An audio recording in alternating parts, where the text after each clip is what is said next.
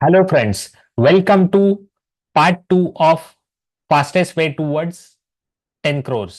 So I hope आपने part 1 देखा होगा, पूरा वीडियो देखा होगा, सो दैट आपको अंडरस्टैंडिंग आया होगा व्हाट्स योर फायर नंबर और फायर नंबर अचीव करना क्यों जरूरी है।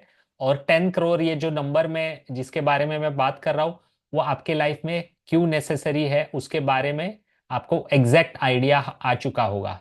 सो हम पार्ट 2 में बात करने वाले हैं psychological aspect of achieving your fire number, और या फिर बोल सकते हैं 10 करोड़ पोर्टफोलियो या फिर नेटवर्थ।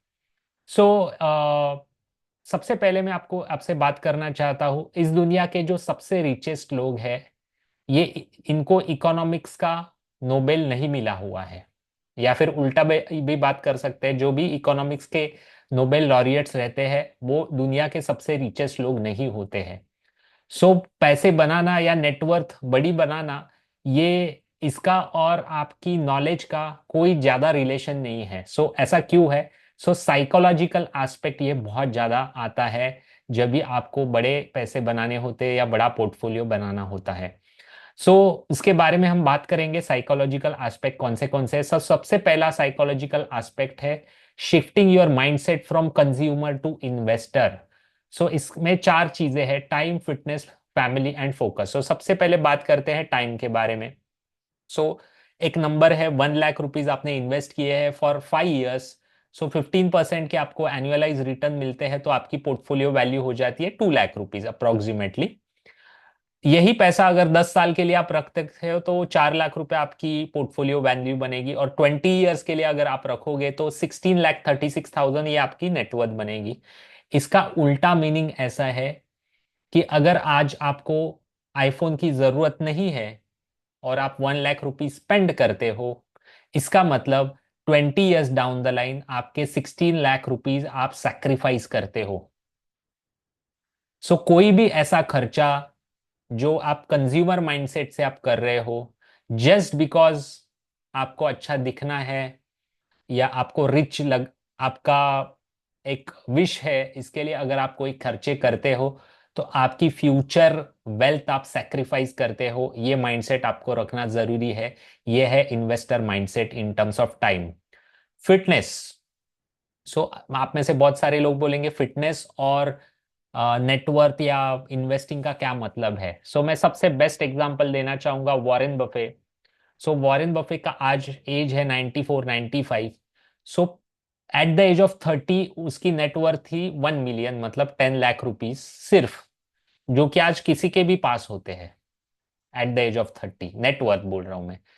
लेकिन 90 at the age of 94 years दुनिया के सबसे रिचेस्ट आदमी बन गए, और उनकी 99% वेल्थ आफ्टर एज ऑफ 60 बनी है।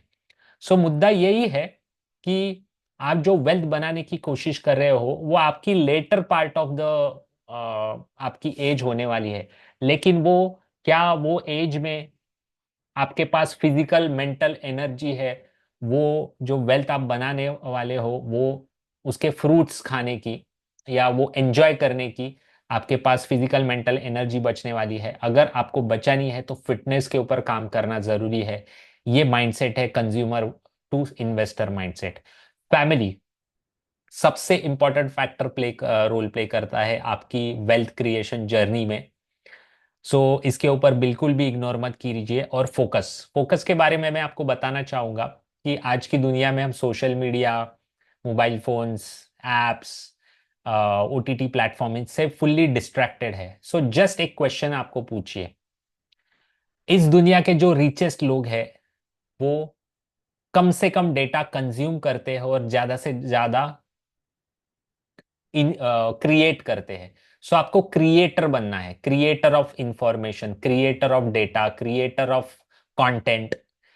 सो अगर आपको ये 10 करोड़ का जर्नी सबसे फास्टेस्ट वे में अचीव करना है तो आपको जितना आप कंज्यूम करते हो कंटेंट उससे ज्यादा कंटेंट आपको क्रिएट करना है। ये मैंने आपको हिंट दे दिया है। अभी आपके फील्ड में आप कैसे ये करोगे, ये इसके ऊपर आपको सोचना पड़ेगा। सो मेरी एक टिप, ये जो टिप मैंने रिपीट करता हूं, consume less and produce more in terms of content, ये आप ध्यान में रखिए। सेकेंड माइंडसेट है, सेकेंड साइकोलॉजिकल एस्पेक्ट है डिलेड ग्रेटिफिकेशन। सो डिलेड ग्रेटिफिकेशन मतलब मुझे अभी के अभी चीजें चाहिए। ये जो माइंडसेट है अभी के अभी, मैंने देखा आईफोन 16 17 जो भी है वो लॉन्च हुआ है, मुझे चाहिए अभी के अभी। क्या मुझे उसकी जरूरत है उसके बारे में मैं नहीं सोचता हूँ। या फिर मेरे फ्रेंड ने XYZ कार ली है तो मेरे पास भी होनी चाहिए, ये अगर आपकी सोच है तो शायद आपके लाइफ में आप ज्यादा नेटवर्थ नहीं बना सकते हो। सो डिलेड ग्रेटिफिकेशन होना चाहिए। जैसे मैंने आपको बताया वॉरेन बफे की 99% वेल्थ ये आफ्टर एज ऑफ 60 बनी है। सो आपके लाइफ में भी ऐसे होने वाला है। सो डिलेड ग्रेटिफिकेशन ये वर्च्यू होना जरूरी है। सो कंपाउंडिंग होने के लिए टाइम लगता है।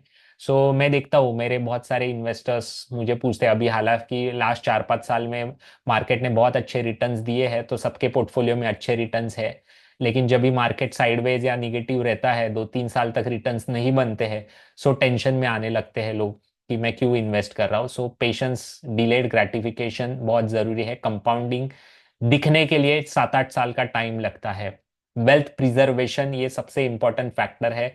अगर आपको 10 करोड़ का जर्नी फास्टेस्ट वे में अचीव करना है। वेल्थ प्रिजर्वेशन का क्या मतलब होता है मेरे प्रीवियस वीडियोस में मैंने डाला हुआ है, उसके बारे में आप वो वीडियोस देख सकते हैं। रीसेंसी बायस सबसे बड़ा ये साइकोलॉजिकल प्रॉब्लम है बहुत सारे इन्वेस्टर्स में। रीसेंसी बायस मतलब लास्ट 3 साल में जो स्कीम म्यूचुअल फंड की सबसे बेस्ट रिटर्न देती है उसमें मैं इन्वेस्ट करूंगा। ये है रिसेंसी बायस। सबसे अच्छा जो स्टॉक रिटर्न्स दे रहा है उसमें मैं इन्वेस्ट करूंगा। जो रिसेंट पास में जो हो रहा है ना उसके ऊपर मेरी लॉन्ग टर्म की डिसीजन मेकिंग में जब भी बेस्ड करता हूँ तभी उसको बोलते हैं रिसेंसी बायस। और रिसेंसी बायस में कभी भी पैसा नहीं बनता है। जो लास्ट 3 5 साल में अच्छा हुआ है जरूरी नहीं है, और 99% होता ही नहीं है आने वाले टाइम में वैसा।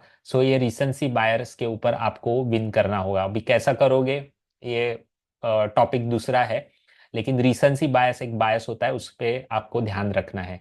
Time is more important than returns. एक एग्जांपल देना चाहूंगा। ये कोई इंटरव्यू में रामदेव अग्रवाल जो मोतीलाल ओसवाल कंपनी जिनकी है, और उसके उनके इंटरव्यू में मैंने सुना था। मार्च 2020 में मार्केट बॉटम हुआ था ड्यू टू कोविड क्राइसिस। अप्रैल 2020 का ये इंटरव्यू है। वो इंटरव्यू में मैंने सॉरी सितंबर 2020 का ये इंटरव्यू है, और वो अपना एक्सपीरियंस बता रहे हैं मार्च और अप्रैल 2020 का उसमें। मार्च एंड अप्रैल 2020 में मार्केट बॉटम पे हुआ था। वो टाइम पे मतलब जनवरी 2020 में उनके कोई एक बड़े इन्वेस्टर ने उनको सलाह दी थी कि आप सब बेच दीजिए स्टॉक्स, क्योंकि मार्केट गिरने वाला है ड्यू टू लॉकडाउन्स वगैरह। यूएस और वेस्टर्न वर्ल्ड में बहुत हाहाकार मचा हुआ है, इंडिया में अभी तक नहीं है। आप बेच दीजिए और आप काफी उसमें बहुत प्रॉफिट बनेगा आपका, और बाद में आप एंट्री कर सकते हो। ऐसा वो इन्वेस्टर ने रामदेव अग्रवाल जी को बताया in the month of January 2020। Indian market में कुछ प्रॉब्लम नहीं था। अप्रैल 2020 में रामदेव अग्रवाल जी सोचने लगे कि हाँ यार, उसका सलाह अगर मानते और मैं प्रॉफिट बुक कर लेता तो मेरा कितना लॉस बच जाता, और मेरे पास पैसे भी होते री इन्वेस्ट करने के। लेकिन सितंबर 2020 में क्या हुआ देखिए, मार्केट रिकवर हो चुका था। मोस्ट मतलब पूरा मार्केट रिकवर हो चुका था ऑलमोस्ट। लेकिन जिसने सलाह दी थी जनवरी 2020 में, वो अभी साइडलाइन पे ही बैठा हुआ था, क्योंकि सेकेंड वेव आएगी और वापस मार्केट गिरेगा। लेकिन ऐसा हुआ नहीं, मार्केट गिरा नहीं। और वहां से मतलब 7,500 निफ्टी से लेके आज 26,200 का जर्नी लास्ट 4.5 साल में निफ्टी ने किया है। मुद्दा ऐसा है, time in the market is more important then returns.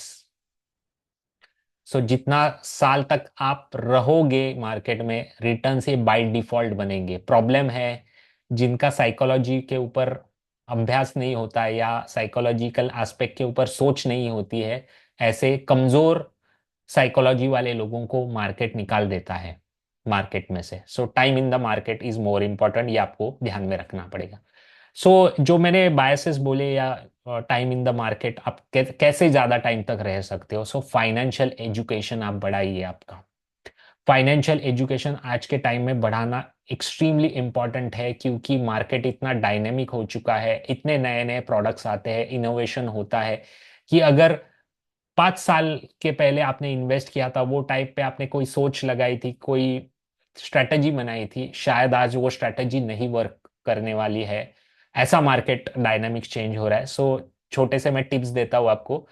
SIP जो करते हैं लोग, शायद मुझे नहीं लगता है आने वाले 5-10 सालों में उनका उतना रिटर्न्स बनेगा जितना लास्ट 10 to 15 ईयर्स में बना है। सो आपको सोचना पड़ेगा, आपको अभ्यास बढ़ाना पड़ेगा। बूस्टर और फ्लेक्स एसआईपीस क्या होते हैं, जिसमें जब भी मार्केट नीचे जाता है तो ज्यादा इन्वेस्ट होता है। सो सस्ते मार्केट में ज्यादा इन्वेस्ट होता है, एक्सपेंसिव मार्केट में कम इन्वेस्ट होता है। सो ऑटोमेटिकली नॉर्मल एसआईपी से ये ज्यादा रिटर्न्स देते हैं। सो क्या होते हैं, स्टडी करना पड़ेगा।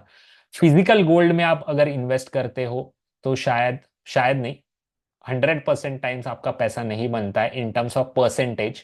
दिखता अच्छा है, लेकिन टैक्सेशन और एक्सपेंसेस आपके वो खा जाते हैं। एसजीबीज के थ्रू आपको इन्वेस्ट करना चाहिए। सो एसजीबीज क्या होते हैं, क्यों उसमें इन्वेस्ट करना चाहिए, इसके बारे में आपको सोच रखनी है या पढ़ाई करनी है। नॉर्मल एफडीज में आप इन्वेस्ट करते हो तो ऑलमोस्ट 12 to 18% के रिटर्न्स आप पी टू पी इन्वेस्टमेंट्स में आप कर सकते हो। क्या होते हैं पी टू पी इन्वेस्टमेंट्स, आपको आपका फाइनेंशियल नॉलेज बढ़ाना पड़ेगा। ट्रेडिशनल 1 BHK 2 BHK 3 BHK और दुकान खरीदी करके उसको आप रेंट पे चढ़ाते हो और आप सोचते हो कि आपकी वेल्थ बन जाएगी। सो आज के टाइम में ऐसा नहीं हो सकता है। सो रिट्स क्या होते हैं, रियल इस्टेट डेट साइड में इन्वेस्ट कैसा करना होता है, इसके बारे में आपको नॉलेज बढ़ाना पड़ेगा।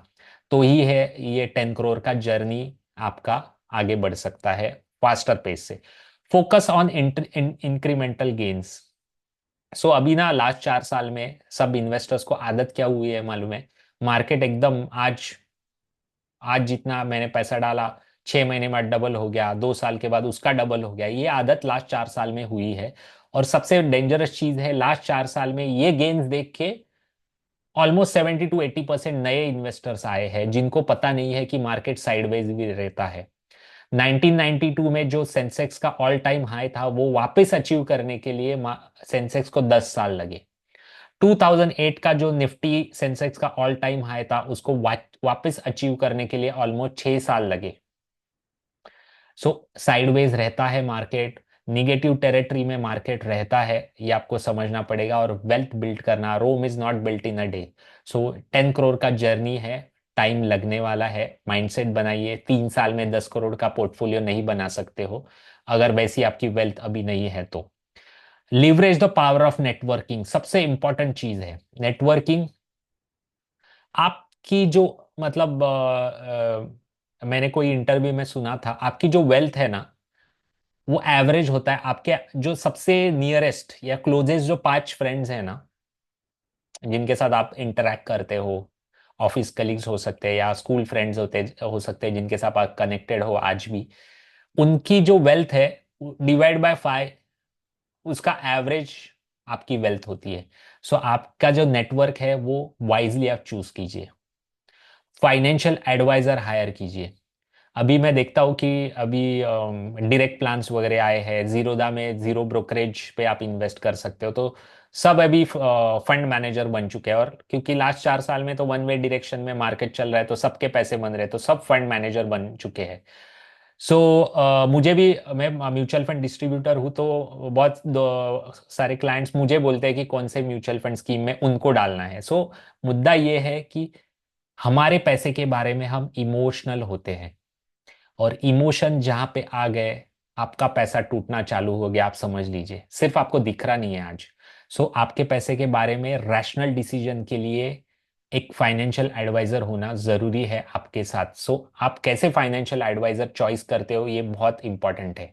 आपका फाइनेंशियल एडवाइजर ये प्रोडक्ट बेचने वाला बंदा है कि आपका हैंड होल्डिंग करने वाला बंदा है, वो आप सोचिए। इसके ऊपर एक सेपरेट वीडियो बनाने वाला हूँ कि आप फाइनेंशियल एडवाइजर में कौन से क्वालिटीज होने चाहिए, एज अ क्लाइंट आपने कौन से क्वालिटीज उसमें देखने चाहिए। इसके ऊपर एक सेपरेट वीडियो बनाऊंगा कभी। सो आप ध्यान में रहिए, ये चैनल को सब्सक्राइब कीजिए, सो दैट वो अपडेट आएगा आपको। Be a part of a community. जैसे मैंने कहा, जो लोगों के साथ आप एसोसिएट करते हो उतनी वेल्थ आपको ही बनने वाली है। सो हमेशा आपकी जो नेटवर्थ है उससे हायर नेटवर्थ वाले लोगों के साथ अटैच करने की आप कोशिश कीजिए। पोर्टफोलियो इम्बैलेंस, आज आप देखिए, ये आरबीआई का डेटा है, मेरे मन का डेटा नहीं है ये। सो 51% लोगों का इन्वेस्टमेंट, इंडियन लोगों का इन्वेस्टमेंट ये प्रॉपर्टी में है, और प्रॉपर्टी रिटर्न्स देता है 4 से 5%। अगर आपको बिलीव नहीं होता है तो ये जो हाउसिंग बोर्ड्स है इंडिया, स्टेट सॉरी, केंद्र सरकार के, उनके वेबसाइट पे जाइए और जो मेजर सिटीज है वहाँ के रियल इस्टेट में लास्ट 10 15 20 साल में कितना परसेंटेज टर्म्स में रिटर्न्स दिया है उनके साइट पे चेक कीजिए, सो दैट आपको आइडिया आएगा। रियल इस्टेट में 4 से 5% से ज्यादा, 5 भी मैं बहुत ज्यादा बोल रहा हूँ, नहीं बनता है। और आपने ऐसे असेट में, इंडियन लोगों का 51% इंडियन लोगों का पैसा है, 51% पैसा है जो कि इन्फ्लेशन से भी कम पैसा रिटर्न्स बना रहा है। सो आपका असेट अलोकेशन क्या है वो आपको देखना पड़ेगा। अगर it is tilted towards property, तो 10 करोड़ का जर्नी आपका सिर्फ सपने में रह सकता है। सो अभी आप ऐसे बोल सकते हो मेरे पास 2 BHK है मुंबई पुणे या मेट्रो सिटी में, जिसका वैल्यूएशन आज 4 करोड़ रुपया है। तो ये 4 करोड़ रुपए का कोई वैल्यू नहीं है अगर आप उसमें रहते हो, क्योंकि जब भी आपको जरूरत है वो घर आप बेच नहीं सकते हो क्योंकि आप उस पर रहते हो। सो ये जो 10 करोड़ की मैं बात कर रहा हूँ वो लिक्विड असेट की मैं बात कर रहा हूँ, कि आज मुझे चाहिए, कुछ इमरजेंसी है या मुझे खर्चा करना है, 50 लाख रुपया चाहिए, क्या मैं निकाल सकता हूँ, ऐसे वाले पोर्टफोलियो की मैं बात कर रहा हूँ। So real estate, physical real estate इसमें नहीं आता है। सो आप, आपका पोर्टफोलियो इम्बैलेंस है कि नहीं वो आपको चेक करना पड़ेगा। प्री मैच्योर एक्शंस, ये भी एक डिस्टिंक्ट साइकोलॉजी होती है मोस्ट ऑफ द इन्वेस्टर्स की। Selling winners too too soon, मतलब आप समझिए, आपके 10 लाख रुपए है, 5 स्टॉक्स है आपके पास, और आपको पैसे की जरूरत है। कौन सा स्टॉक आप बेचते हो? क्या आपका लूजर वाला स्टॉक बेचते हो, कि जिसने सबसे ज्यादा कमा के दिया है वो आप बेचते हो? अगर आप सबसे ज्यादा जिसने कमा के दिया है वो अगर आप सेल करते हो, आप समझ लीजिए प्री मैच्योर एक्शंस, ये जो बायस है उसका आप शिकार हो। आपको ये समझना पड़ेगा, जो स्टॉक बहुत अच्छा परफॉर्म कर रहा है, इसका मतलब वो स्टॉक में ऐसी कुछ न्यूज़ है, ऐसा कुछ चीज़ है जिसको मार्केट देख पा रहा है लेकिन आप नहीं देख पा रहे हो। So winners keep winning for longer period of time, and losers will keep losing for longer period of time. So जो आपके लूजिंग स्टॉक्स होते हैं उसमें आपको निकल जाना चाहिए। बहुत कम लोग ये कर सकते हैं, इसलिए डायरेक्ट इक्विटी में इन्वेस्टिंग में लॉन्ग टर्म में पैसा नहीं बनता है इंडिविजुअल बेसिस पे। हर्ड मेंटालिटी, सो इसके बारे में मैंने पहले भी बात किया था, रीसेंसी बायस। सो मैं आपको एक डेटा बताता हूँ कि हर्ड मेंटालिटी और रीसेंसी बायस क्या होता है। सो यहाँ पे आप देखिए, ये म्यूचुअल फंड का डेटा है। सो जनरली लोग कैसे इन्वेस्ट करते हैं लास्ट 3 साल में? सो सबसे बेस्ट रिटर्न देने वाली स्कीम है उसमें पैसा डाल देते हैं, वेल्थ पेपर में या बिजनेस मैगजीन में या यूट्यूब पे या फिर सीएनबीसी पे देख के। सो 2017 टू 19 में बंदे ने इन्वेस्ट किया, यहाँ पे देखिए माउस पॉइंटर। सो सबसे बेस्ट रिटर्न्स देने वाली जो स्कीम थी बिटवीन 2017 टू 2019, ये देख के बंदे ने इन्वेस्ट किया, और 2022 में 3 साल के बाद वो वन फर्स्ट नंबर की जो स्कीम थी वो बन गई 165 नंबर की। सो सेकेंड नंबर की बन गई 161। सो आप देख सकते हो टॉप 30 सब टॉप 10 के बाहर है।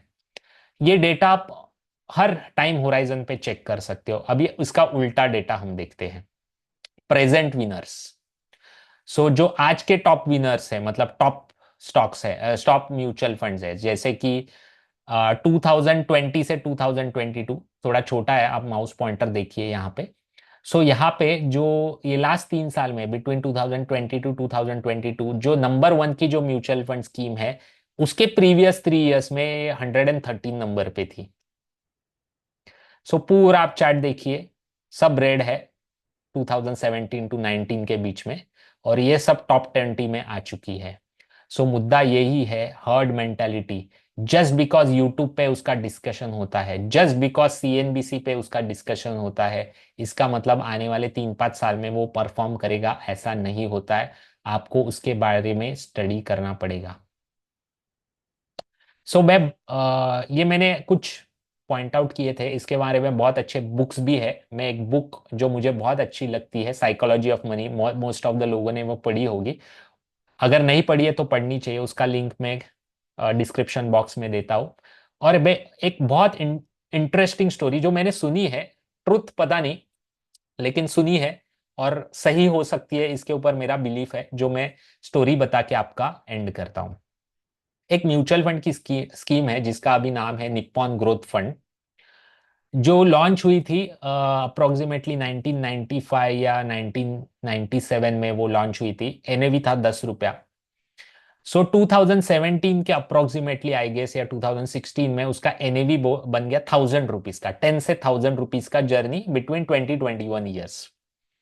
सो इसका मतलब जिसने भी इनिशियली 10,000 रुपीज इन्वेस्ट किए थे एनएफओ पीरियड में, न्यू फंड ऑफर पीरियड में, इन द ईयर 1997 या 96 या 95 हो सकता है, एग्जैक्टली नंबर्स में बन जाइए। सो तभी जिसने 10,000 रुपीज इन्वेस्ट किए थे उसका 2016-17 में बन गए 1 करोड़ रुपीज। थियरी में उन्होंने एडवर्टाइजमेंट भी किया। वो टाइम पे रिलायंस था, अभी वो स्कीम निप्पॉन हो गया। सो वो टाइम पे एडवर्टाइजमेंट भी किया था, 10,000 बिकेम 1 करोड़। लेकिन इंटरेस्टिंग स्टोरी ऐसा था कि रिलायंस ने वो टाइम पे स्टडी किया कि कितने इन्वेस्टर में एक्चुअली में 1997 में 10,000 रुपीज इन्वेस्ट किए हैं और टिल 2016-17 वो बने रहे हैं वो स्कीम में। ऐसा स्टडी किया तो ऐसे अप्रोक्सीमेटली 26 लोग थे। तो उनको भी सही लगा ये 26 लोग, मतलब कितना सब साइकोलॉजी के ऊपर मतलब पूरा बिन किया है उन्होंने। 20 साल तक इन्वेस्टेड रहना एक इन्वेस्टर में, जिसमें ग्लोबल फाइनेंशियल क्राइसिस हुआ है, 60% मार्केट डाउन हुआ है, डॉट कॉम बबल हुआ है, मार्केट साइडवेज रहा है 6-7 साल तक, 5-6 साल तक मार्केट निगेटिव ट्रेंड में रहा है, ये सब चीजें हुई है। बहुत सारी सरकारें चेंज हुए वो 20 ईयर्स के पीरियड में, कोइलेशन गवर्नमेंट हुई है, एक भी सरकार ऐसी नहीं थी जिसके पास मैंडेट था वगैरह। बहुत सारी चीजें थी जो मार्केट के लिए सही नहीं होती। सो ऐसा 20 साल तक कौन बने रहा था? ऐसे 26 इन्वेस्टर्स थे। तो उन्होंने स्टडी किया ये 26 इन्वेस्टर्स कौन है। तो उसमें से 22 लोग, उनकी डेथ हो चुकी थी। और उनके जो नॉमिनीज है, वो टाइम पे नॉमिनी वगैरह कुछ था नहीं, 96 में पैन कार्ड वगैरह होता नहीं था, तो पता नहीं लगता था। सो 22 लोग ऐसे थे जिनकी डेथ हो चुकी है, इसलिए 20 ईयर्स तक बने रहे। 4 लोग ऐसे थे जिनको एक्चुअली में वो जिंदा है और 10,000 इन्वेस्ट किए हैं और 1 करोड़ उसका वैल्यू है। वो 4 में से 3 लोगों को पता ही नहीं था कि मैंने 20 ईयर्स बैक इन 1996-97 कुछ ऐसी स्कीम में 10,000 रुपीज डाले हैं। ऐसा पता नहीं था क्योंकि वो टाइम पे ऑनलाइन वगैरह होता नहीं था, सब फिजिकल फॉर्म में होता था, तो उनको पता ही नहीं था। एक बंदा ऐसा था जिसको एक्चुअल में पता था कि मैंने 10,000 इन्वेस्ट किए हैं और उसने 10 साल 20 ईयर्स तक वो बना रहा है और एक्चुअल उसका वैल्यू 10,000 का 1 करोड़ हुआ है। सो उसका रिलायंस ने सत्कार किया और उसको माइक दिया कि आप बताओ आपने क्या किया कि इतना आपने 10,000 का 1 करोड़ का पोर्टफोलियो बनाया, 10 करोड़ से। सो स्टेज पे आके उसने, वो बहुत शाई इंसान था, सो उसने एक ही वाक्य में बता दिया कि मैंने क्या। सो उसने यही बोला कि मुझे ज्यादा बात करने आता नहीं है इतने लोगों के सामने, लेकिन मैं एक ही बताऊंगा, अगर आपको मतलब मैंने क्या किया 10,000 का 1 करोड़ करने के लिए, मैंने कुछ नहीं किया, यही मैंने किया 10,000 का 1 करोड़ करने के लिए। सो मुद्दा ये है, ये मार्केट में अगर आपको लॉन्ग टर्म में बने रहना है तो आपके पैसे बनने वाले हैं, लेकिन अगर आपको बने रहना है तो साइकोलॉजी ये बहुत मैटर प्ले करता है। सो इसके बारे में आपका स्टडी बढ़ाना पड़ेगा और इसके बारे में आपको सोचना पड़ेगा, रादर देन मैं कैसा स्टॉक पिक करूं या कौन सी सबसे ज्यादा रिटर्न देने वाली स्कीम मैं चॉइस करूं। इस सो साइकोलॉजी सबसे ज्यादा रोल प्ले करता है। आई होप आपको ये वीडियो पसंद आया होगा। सो नेक्स्ट पार्ट में, पार्ट 3 में, फास्टेस्ट जर्नी टूवर्ड्स 10 करोड़ के पार्ट 3 में हम बात करेंगे ट्रिक्स, टिप्स के बारे में, जो आपको ये जर्नी फास्ट करने के लिए, फास्ट फॉरवर्ड करने के लिए हेल्प करेंगी। आई होप आपको ये वीडियो पसंद आया होगा। सो अगर पसंद आया है तो सब्सक्राइब कीजिए मेरे चैनल को, लाइक कीजिए और ये वीडियो आपके दोस्तों के साथ व्हाट्सएप पे वगैरह शेयर कीजिए, सो दैट ज़्यादा से ज़्यादा लोगों तक ये पहुंच सकता है। So thank you very much.